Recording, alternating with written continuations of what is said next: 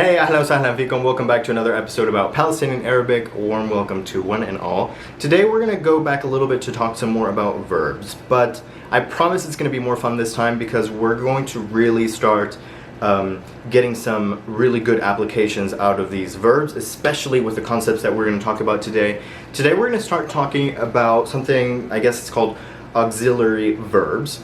Now, auxiliary verbs sounds intimidating, but really it just means verbs or words or whatever that are used to, they're attached to the verbs that you already know, everything that we've already learned, and they're used to sort of add a sort of layer of meaning.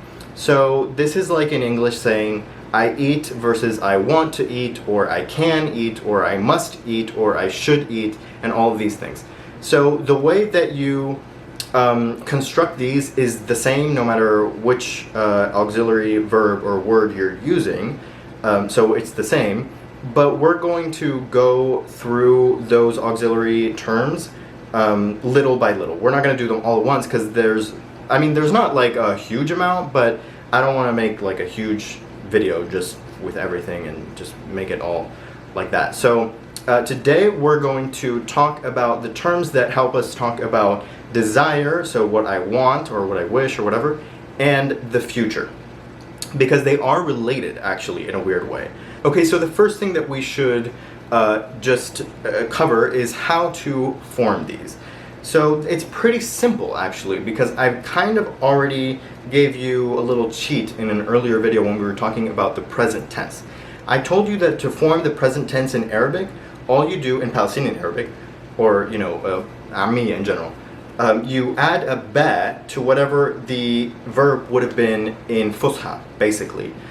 And I told you that if you don't add the ba, there are situations where you would use that like present root, but I really didn't tell you too much about it.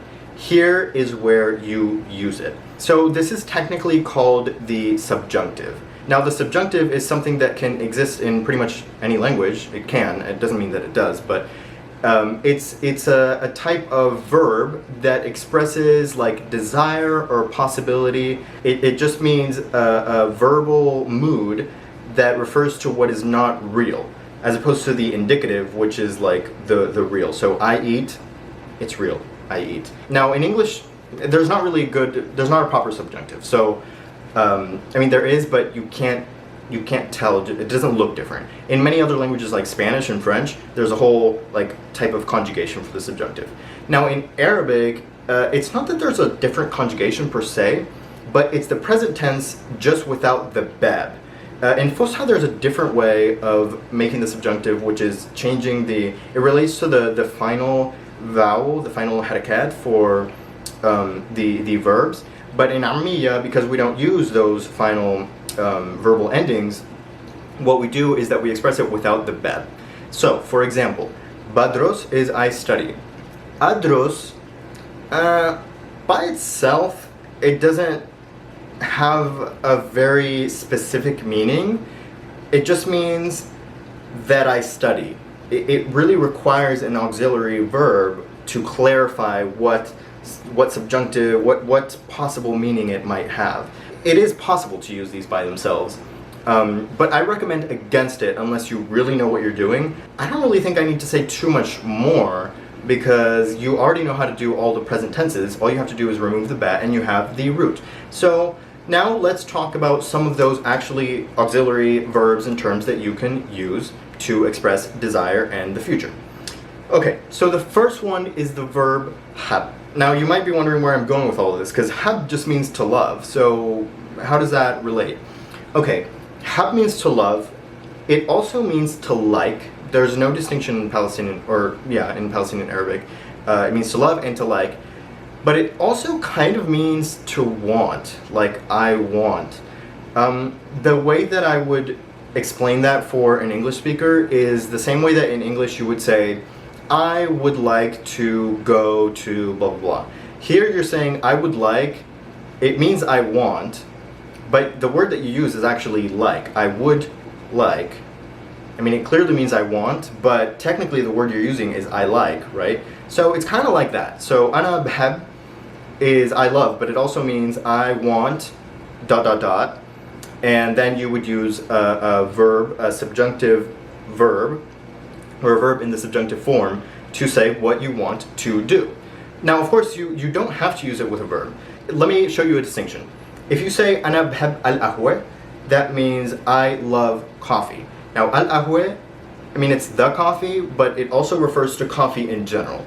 By the way, in Arabic, al is like the default. Like when you say al something, you're kind of referring to that thing in general. Whereas in English, you would say the coffee is like a specific coffee, and then coffee is just coffee in general. In Arabic, it's the other way around. Al-ahwa is the coffee, but also coffee in general, whereas ahwa is like one coffee. So make sure you, just in case you weren't aware of that distinction. So in Arabic, if I say ana bahab al-ahwa, that means I love coffee. But if I say ana bahab ahwa, that means like I want coffee, right? Because yeah, I want a coffee, or just I want coffee. You can say this. Here, the distinction in meaning is based on the al, really, because it's either you're talking about coffee in general, or you're talking about like something like a one coffee, or like something that you just want, which is undefined. So that's a cool distinction. Now for verbs, it's less clear which meaning is conveyed. You kind of have to infer. I mean, it's based on context, I guess. But let me give you an example. So if ana badros is I study, adros is that I study. So it's kind of this general, unreal, sort of subjunctive kind of idea of studying. So if I want to say I like to study, I would say ana bahab adros. But this could also mean, it really depends on context kind of, but it kind of also means I want to study. So it means I like to study, but also means I want to study. The one thing though is that when you talk about things that you like to do, obviously you use the first person subjunctive. So for example, I like to drink coffee. I would say ana bahab ashrab qahwa. So the ashrab is instead of bashrab. And that means, that's because I like that I drink coffee. So I'm the one who's drinking it. So why, I mean, I would never say, ana bahab nashrab qahwa. By the way, I mean, you would say that, but that means I would like for us to drink coffee. You would use the us form of the subjunctive. Now here, actually, I think it's much clearer that the meaning is what I want to do. I mean, no, I don't really think it's going to be confused for I like that we drink coffee. It doesn't really, I mean, the closest thing that I could imagine is if you said like, oh, I love when we drink coffee. But that, you would really phrase that differently. You wouldn't really phrase it this way. I mean, you know, if you ask someone, for example, شو بتحب تعمل? That means, what do you like to do? Or, again, using that example from English that's similar, what would you like to do? So it's what do you like, what do you love to do, but also what would you like to do? So obviously, if you're asking people like, let's hang out, the meaning is like, what do you want to do? So I think that the only place to really be careful is when you're talking about ashrab, when I'm the one who, like, when I'm using the first person, because it could mean either I like to do something or I would like to do something. So that's all you need to know, just to be aware of for bahab. Okay, so the next concept is really, really important. This is a word that you're going to use all of the time. And this is the way of saying I want in Arabic. Now, the word for this is, unfortunately, I mean, it's kind of weird because it's not a verb. I mean, in English, I want is a verb, but in Arabic, it's not a true verb. It's just a word that takes suffixes. It's very similar, a lot of people group it with and, the same way that you say indi for I have, even though I have is a verb in English, but in Arabic that's not really a verb, right? It just takes a suffix. It's the same way for I want, and the root of that word is bid. Of course, you wouldn't say that by itself, you would say biddy. So biddy is I want. Biddak is you want, biddu he wants, bidna we want, etc., etc. That's all of them. I mean, you already know how to put suffixes. This is not rocket science at this point for you guys. So that's how you would say I want, you want, etc.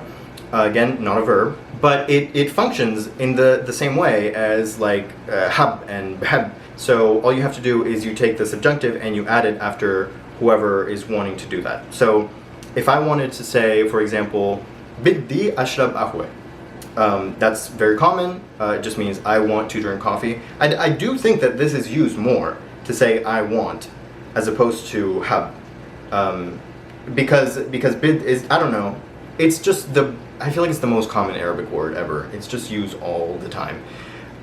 So that means I want. So biddy adros, I want to study. Biddy ashrab, I want to drink. Biddy whatever. It's pretty straightforward. Follows the same rules that we've talked about. Okay, but why did I title this video Auxiliary Verbs Desire and the Future? Well, that's because there's a little bit of a gradient here. Because the word hab means I like, but also I want, possibly. The word bid means I want, but it also means I will. I mean, I guess you can explain it as like conveying intention. So I want to do something, it sort of could already have the connotation of I have the intention of doing this, as in I will do it, right? So there's kind of a gradient of possible interpretations there. Depends on context, but it's not always too clear which of the two is meant, but I mean, I've never really gotten into trouble because of that, so I mean, it should be fine.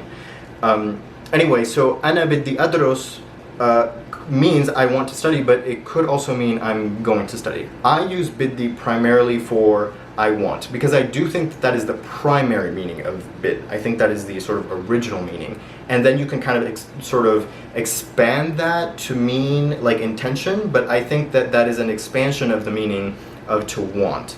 I think that is kind of the root, sort of core meaning of this term. So how do you like officially then say I will do something? Like, is there another word as opposed to bid? Well, the answer is of course yes. And this term is interesting. So this word is rah. Now rah, here's the thing. Rah, like this, means he went or to go, right? So kind of should make you think about how in English we say I'm going to eat. So right, so this is the future. I don't know if that's why rah is used, if it's kind of the same idea, but in any case it is used, rah, as an auxiliary verb, and then whatever you put after rah is whatever you're going to do. I think this is the like official sort of most explicit term for I will do something. In fact, I would say I compare it to the English word will, because even in English, the thing is, like, I even think bid is biddi is a little bit more or as common as saying rah, because rah I feel like it's saying will, whereas biddi is like saying I'm gonna, you know, yeah, kind of like that, because I feel like rah is really it only has here's the thing, rah only has the meaning of the future, so there's no sort of gradient of meaning with these other terms. So again, hab is I like or I would like, or you know, I want to. Biddi is I want to or I'm going to, and then rah is like I'm going to or you know I will, which is the same idea basically. So those are the three terms that I wanted to introduce today. Now I want to talk more about rah though, because I've just been presenting it like this, but actually let's really use it in some examples. The thing is, when it's used as on an auxiliary verb, rah is often spelled like this, rah, without the a in the middle. I do that, and I recommend that you do that. It's really fine if you write it with an alif in the middle. Some people do that. But again, for me, it's about like just distinguishing between rah, the verb, which means he went, because weirdly enough, rah, like as a verb, means he went, whereas rah as an auxiliary verb means, you know, someone will do something. So it's kind of counterintuitive in that way. So I like to use the auxiliary verb without the alif, and then like I know that that's only for the future, right? This is not conjugated for anything ever. So it's not, you don't have suffixes or anything like biddy, but it's also not a verb like hab. So just make that distinction. So hab is a verb. Biddy and biddu and biddak and all that is not a verb, but you do have to kind of conjugate it with the suffixes. And then rah is never conjugated in any way. It's just rah. Obviously, well, maybe not obviously, but the verb that comes after, so whatever you will do after rah, is, of course, that is conjugated. So that's how you know, of course, who's doing it. But rah itself is not. So ana rah adrus is I'm going to study. Ana rah ashrab ahwe, I'm going to drink coffee. So ana bhab ashrab ahwe means I love to drink coffee, or I would like to drink coffee. Ana biddi ashrab ahwe, I want to drink coffee, or I will drink coffee. And then lastly, ana rah ashrab ahwe is like very explicitly I will drink coffee. I don't know if I wouldn't say it's formal per se, but it is very explicitly I will, like, because it only has that meaning, right? These other terms have sort of other possible interpretations, like a couple different possible meanings, whereas rah is only the future. I think as far as the future tense goes, the last thing that I want to say, by the way, I don't even know if I have to mention this, but in Fusha you use the seen to express the future. Forget that forever. Don't do that in Ammiya. That is not done whatsoever. But what I do want to mention is that the present tense in Ammiya, and I should have mentioned this before, not only is it the present tense as in English, so ana behki is I speak, but also it kind of also has the present continuous meaning. So ana badros doesn't just mean I study, it also kind of means I am studying. So it has both of those meanings. So don't worry, if you were ever wondering, oh, how do I say I am doing something? It's actually with the same present tense. There's a couple of extra things that you can use to emphasize what you're currently doing, but it's totally not necessary. I'll talk about it at another point. It's really not important. I mean, it's not necessary. However, the present tense also has a possible future meaning. Now, don't overthink it at all. It should be pretty much obvious whenever you see it used this way. I wouldn't do it myself too much unless you really know what you're doing.